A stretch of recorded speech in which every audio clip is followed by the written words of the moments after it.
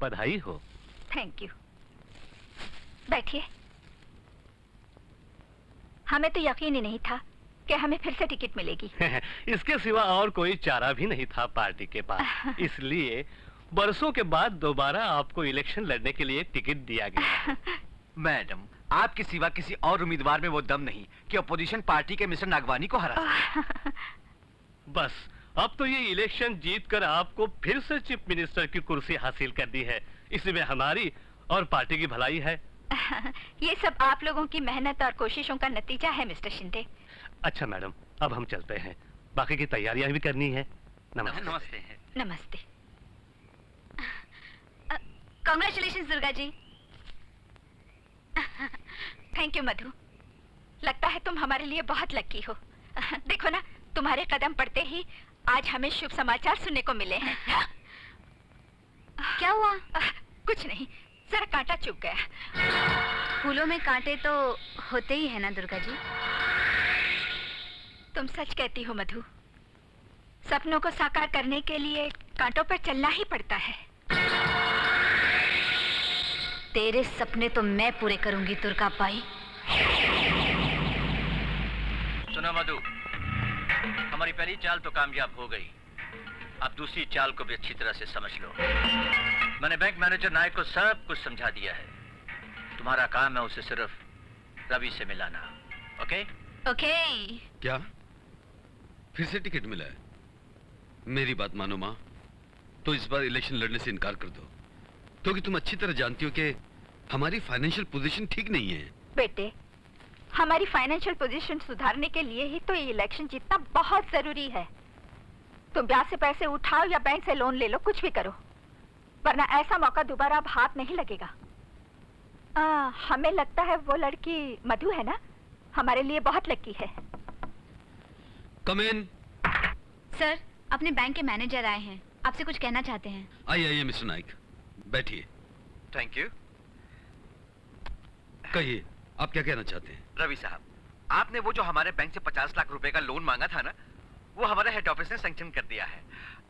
ये रहे उसके पेपर्स। Very good. रवि बेटे, हमने कहा था ना कि मधु हमारे लिए बहुत लकी है। थैंक यू मिस्टर नायक, आपने तो हमारी परेशानियों का बोझ उतार दिया। My pleasure.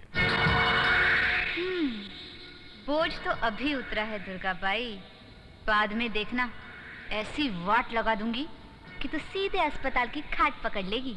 और उस अस्पताल में गरीबों के लिए मुफ्त इलाज होगा। हम वहां एक ऐसा वार्ड बनाएंगे जिसमें कम से कम 100 खाटें होंगी।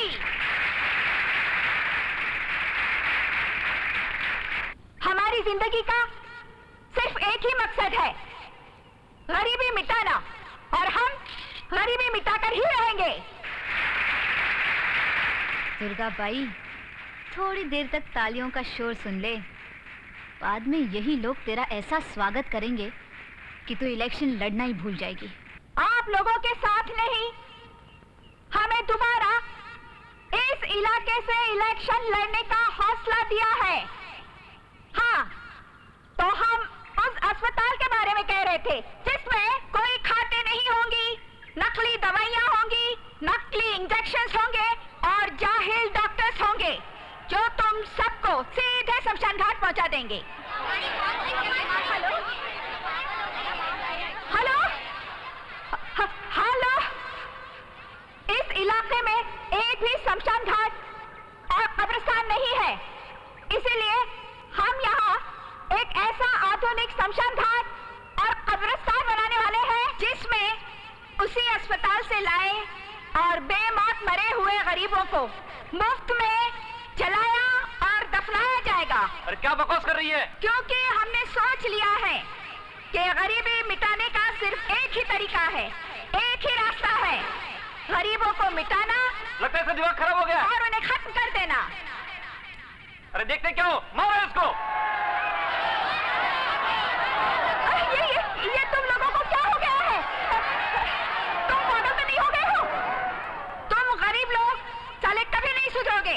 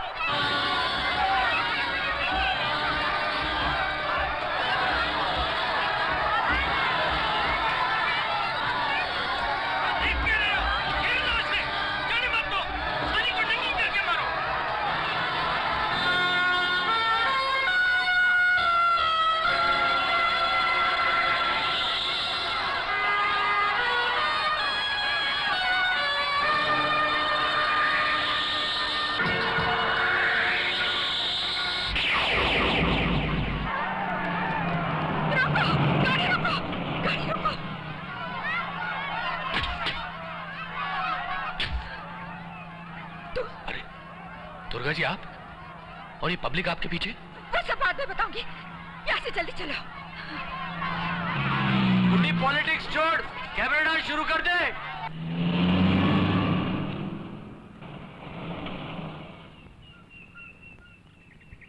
थैंक यू श्याम सुंदर। श्याम सुंदर, अंदर नहीं चलोगे? नहीं दुर्गा जी, इस घर में दोबारा आने को मन नहीं करता। दुर्गा देवी, अफसोस तो इस बात का है कि जिस इलाके को आपका घर समझा जाता है वहीं यह हादसा हुआ है। जहां के लोग आज तक आप पर फूलों की बरसात करते आए थे, उन्हीं लोगों ने आज अंडे और टमाटर बरसाकर अपनी पार्टी को बहुत परेशान किया है। और ये बात हाई कमांड तक पहुंच चुकी है। पॉलिटिक्स में तो ऐसा होता ही रहता है, मगर जिंदगी में पहली बार हमारे साथ ऐसा हुआ है। हम खूब जानते हैं, आज जिन लोगों ने हम पर टमाटर और अंडे बरसाए हैं, वही लोग कल फूल भी बरसाएंगे। मगर इस इलेक्शन में तो आपको ऐसा मौका मिलना इम्पॉसिबल बात है दुर्गा देवी। क्यों? इसलिए कि इस हंगामे की वजह से आपकी टिकट वापस ले ली गई है। इस बात का हम सबको बहुत दुख है, लेकिन हाईकमांड के हुक्म को कौन टाल सकता है दुर्गा देवी। अच्छा, नमस्कार। नमस्ते।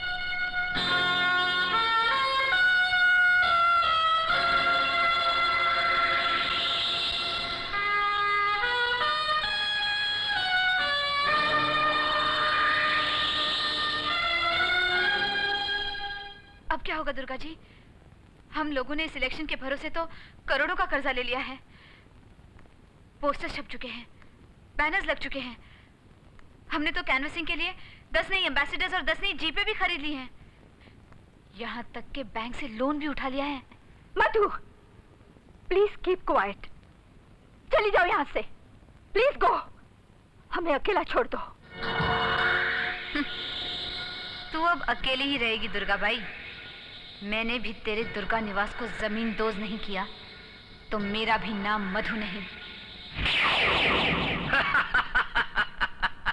मधु, इन पत्तों के बनाए हुए इस घर की तरह अब दुर्गा निवास की बुनियाद का पत्थर भी हमारे हाथ में है, जिसे हम जब चाहें इस तरह जमीन दोज कर सकते हैं। क्या सारे के सारे टेंडर वापस आ गए? हाँ, और सबके फोन भी आने शुरू हो गए हैं। लोग अपना एडवांस वापस मांग रहे हैं।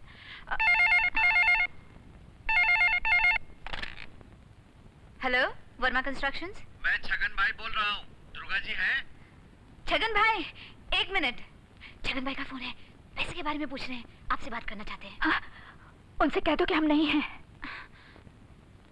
हेलो छगन भाई, वो तो है नहीं, वो जरूर मीटिंग में गई हैं। अरे मीटिंग छोड़ो, हमें उल्लू मत बनाओ, हम लोगों को सब मालूम है। लगता है आपके टिकट छिन जाने का पता सबको चल चुका है।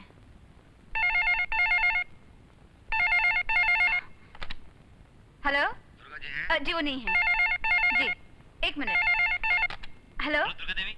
हाँ जी, वो 12 बजे आएंगी, बाहर गई हैं। जी नहीं, एक मिनट। हेलो जी वो नहीं है।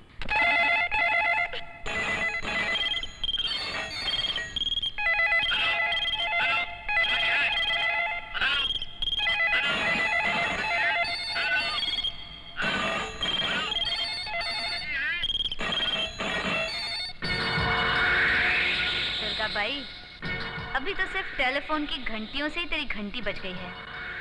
आगे देखना, तेरी ऐसी हालत करूंगी कि तू ना घर की रहेगी ना घाट की।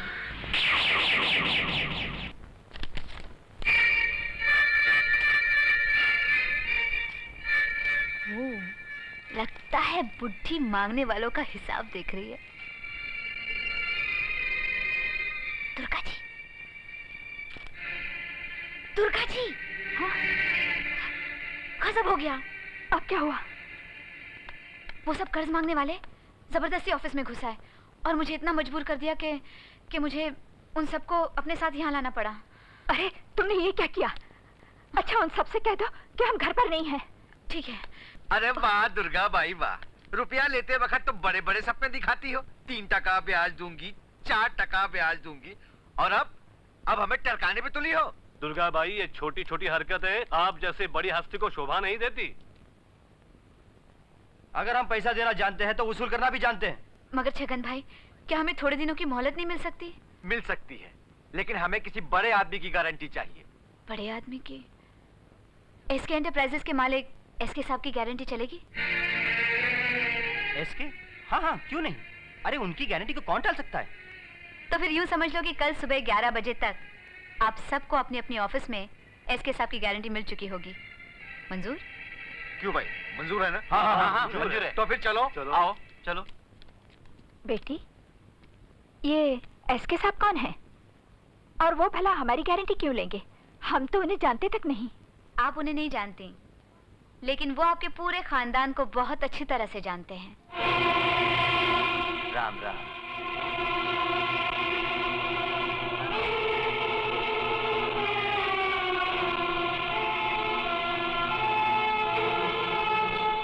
सेवक राम, तुम? जी सेवक राम, लेकिन वो सेवक राम तो एक्सीडेंट में मर गया।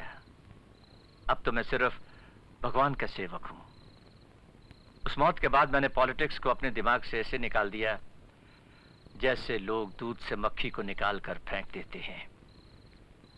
अब तो सिर्फ एक ही काम है, एक ही नाम है, राम राम, राम राम, राम राम, राम राम।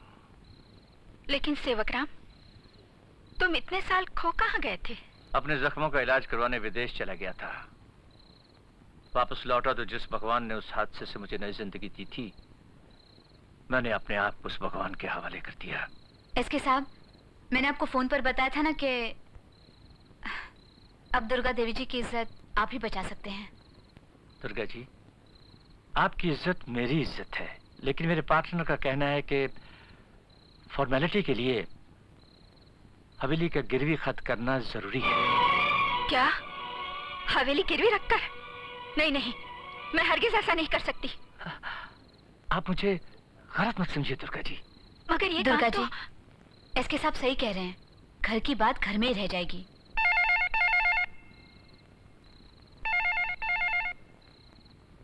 राम राम, राम राम छगन भाई, राम राम।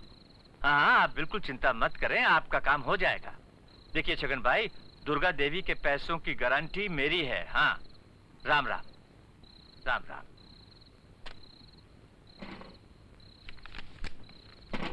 दुर्गा जी, मैंने सबको कह दिया है, अब कोई भी आपसे पैसों का तकाजा नहीं करेगा। ये लीजिए, साइन कर दीजिए।